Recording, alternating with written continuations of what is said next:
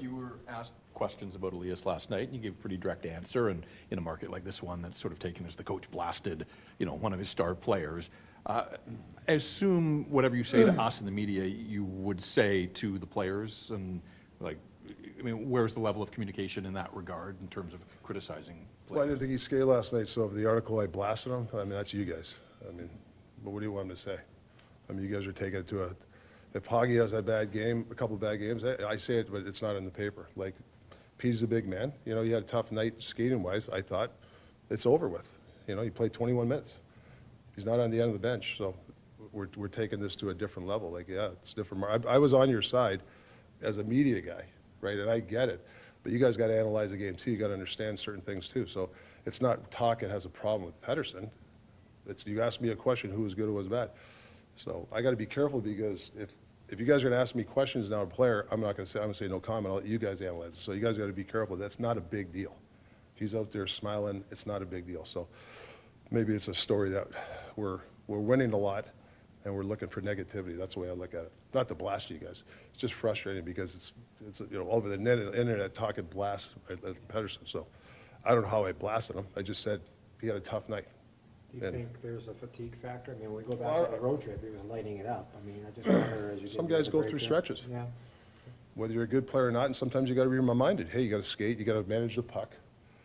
You got to get some good angles. I don't care who you are.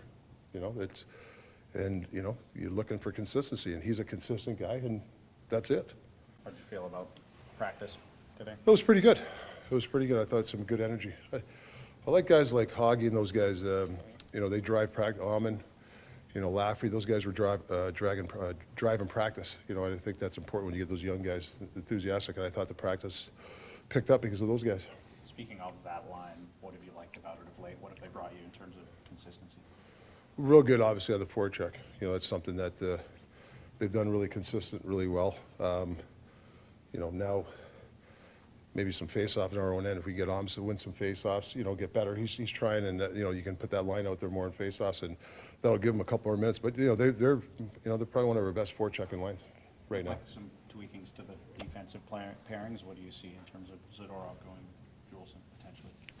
Yeah, I think footy, like a committee, you're just trying to get, it might happen in a game, So I think he's got to be ready for anything. People get hurt, people get tired, so it's. Most of the time it's etched in stone, but not always. What was the message to Zadorov today? There was some pre-practice chatter there. Kind of a rough night for him. Yeah, but I don't think, it's sometimes as a coach you try to shake the team up. I don't think he was that bad. Sometimes a player can come in and say, hey man, what happened? And sometimes a coach, sometimes you have a feel. It was more of a feel. Yeah, he knows he has to be on the PK, and the other one's got to be a little quicker, but I don't think it's a problem. I think he played really well against Toronto. It's just sometimes it happens. Some of our defense, they never played for 5-6 minutes at a time. It's not that big of a deal. But I like the fact that he likes to communicate. Z. Talking to Brock this morning, it wasn't so much about the chances he had to score. He was more worried about his positional play and how much of that is a leap forward in the last year with Brock. Yeah, I think he really, he's going to really start to spend more time with our skills guy. Yeah. He's watching a lot of video with Yossi now. I think it's the staple stuff that sometimes when you score and you get in those slumps, you forget about the other stuff. I think if he does like what he was saying, and he's knocking on the door though, like he wants extra work, so that's good. That's a good thing. Mike Yo's done a great job, the structure part, like teaching what the principles of it, and I think we're getting good groupings. Teddy and Dakota, and then you got Alms, and then you got the Suits, and I think Petey's done a good job with McKayev. He's getting more PK time, and then Millsy when we need some big draws. So we got a good group right there. I think Ian Cole he's always been a good PK guy, and I think he's a smart guy out there. So I think it's just a lot of confidence. Now we just got to work on our clears. I think we get better at our clears, we're going to really take off even more. That's probably the one thing we're a little bit on the average side is different. You play Edmonton, they're everywhere. So you play maybe a tighter diamond with some tweaks. Some other teams use a spread, so you got to play a little bit different. So you get the game plan on a certain power play, and there's certain, you play in Colorado. They got a lot of low plays, so you got to make sure you're really tight down low, and you might have to give up a weak side shot, but at least Demmer knows it's going to be this shot. He has a chance. PKs, when you give the back doors, I think we had one last night, right? Those are tough for the goalies. So we try not to give those back doors, even on 5-on-5. I think PK too is structure, but it's also a feel too. You know, like, yeah, we want this guy to be in this position, but if you feel you can pressure a guy and another guy wants to pressure, you got to allow that. You know, you can't be too structured in PK. So we try to allow a little bit of freedom where, hey, I think I can go get that puck. I might be out of structure, but I think I can win that race. We allow that. I think that helps. I think sometimes too much video, too much talking, too much analyzing makes people stale. And, you know, whether a guy struggles or not, he knows he struggles sometimes, you know. He needs to kind of figure it out himself. So I think this is the right time. I guess every coach I've talked to a couple of buddies in the league, they want a break too. Yeah. So coaches want breaks from players. I've heard that from a couple But of we coaches. talk so much about systems, but just managing day-to-day expectations and rest versus recovery, it's something you've probably had to take to another level with. Yeah, I mean, schedule and- there's some science to it. Yeah.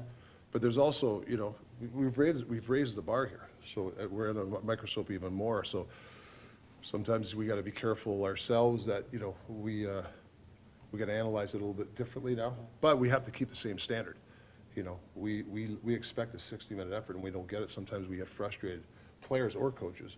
So we got to be careful how we approach it now too. What level of satisfaction do you have though at this point? I mean, you're going to have those nights where it's not there, but overall, I mean. Well, for me, it's the resiliency. I mean, I don't know what our record the last 12 was. It 9-0 and 2. And we haven't lost very much around here, and so you got to manage that sort of stuff too. So I think the resiliency, but to get the next level, you can't throw 3-4 games out of 6 where you're not getting 60 minutes. So that's the next elite level, and that's what we're striving for. Rick, where are you with Yeah. Mikheyev's game right now? Just, I mean, obviously no goals Yeah. for quite a while, Yeah. but he had the chance in the third period, Yeah. he drew the penalty as well. I mean, he left a mark on the game last night, but obviously where he's playing in your lineup, you probably need some offense from him. Yeah, you know, I believe in Mick. I think he's a fast skater, but he's got to put himself in position to play fast. And I think, you know, him and Kuzi sometimes have it tough. They're not together. They're too spread apart. If you look at the other lines, whoever has the puck, the other guy's always close. You know, if Garland has it, Teddy Bluger's around. If Millsy has the puck, you know, you'll see, you know, Suter last night, they're close. That's why. And I think those guys play a little wide. And then when somebody gets it, they don't have speed. Mick needs to be close to a guy with speed. And when he doesn't, it looks like he's skating backwards or standing around a lot. So, you know, that's the concept with that line is to make them stay close together. You know, it's instead of wide, play wide hockey. So, yeah, no, he knows he has to pick it up. You know, he's our speed guy. You know, he's got to chase pucks down. You know, he's got to be, you know, like Hoggy. Hoggy chases pucks down. So I'd like to see Mick do the same, but I don't think he doesn't want to. I think he doesn't put himself in position sometimes. Like instead of, you know, slashing across, it's somehow he goes a little bit wider, and I think it's just a mental thing for him. Go ahead. All your success this year, I think you guys have just a 2-5 record after 60 minutes. I think that's just a small sample size, or is there something that's over time that's not going right? Well, I don't know. Phil Hronik had that kind of breakaway going in. We make a mistake, it's in our net. Like it's happened a couple of times in our overtime. So, yeah, I don't know. Yeah, I mean, so yeah, you expect to be, you know, what is it, 5-2 because we have some people that can score. You know, management of the puck. Hasn't been as great this year. You know, some loose. You know, I think there's certain times when you have the puck you cannot lose it because if you do, last night, and you know, I don't blame Petey too because it's just not him management. Like if Kuzi slashed across, Petey could have gave it to him. We would have had easy entry. So I think it was just a combination of not just those two guys. Sometimes we don't manage the puck well, and the guy that doesn't have the puck has to be available in certain areas. That's what I think. How do you coach 3-on-3 in the All-Star game? Yeah, that's it. I'm just gonna have a buzzer. Just go, you know. Yeah, it'll be fun. I don't know. They'll change on their own. They're not gonna. That's what I meant. I don't think they're gonna listen to me, anyways. A lot of regroups. Yeah, a lot of regroups. Yeah, yeah.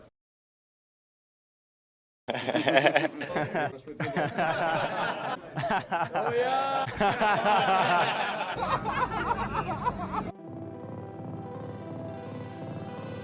Generational talent. Thanks for liking the video and subscribing.